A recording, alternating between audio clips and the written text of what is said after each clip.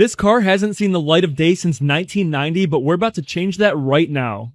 And the first order of business to get this car out of the barn was to pump up the tires, and you guys would be surprised. A lot of people see flat tires that have been sitting for 30 plus years and don't believe that they can hold air, but they do just enough for us to be able to move the car where we need to. Now, once we got back to the shop, we decided to start with the interior first because there was no roof to the car, and we figured it was probably not the best idea to get all the junk and mice nests inside of it wet before we actually started cleaning the inside. And then while we were vacuuming this front part of the car, we found a nice little unsuspected surprise.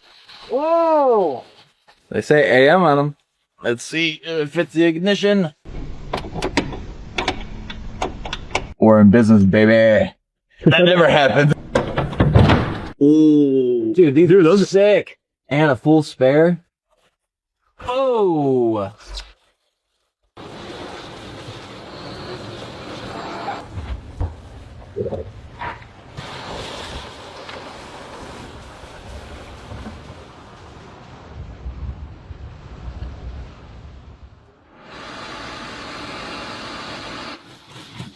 And this is everything that we vacuumed up and pulled out of the car. It completely filled a garbage can. Wow, look at that dipstick, dude. It's got oil. Doesn't look good, but... We have a light. One light? Just one. You got one light back here, too. I can't believe all these lights work, though. That's pretty impressive. Oh, starter's probably completely shot. Now, for the rear tires, they have these weird grooves on them, but we haven't seen this on a car before. If you guys know why this would be on here, leave a comment.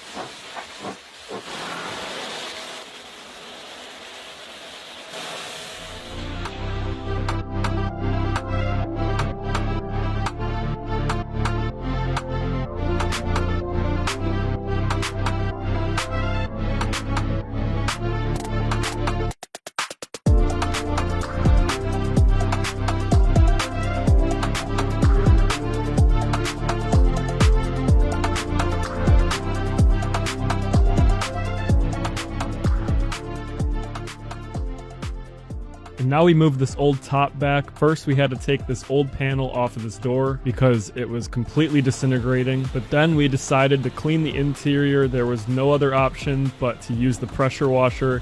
And it's always fun when we get to use pressure washers inside of a car.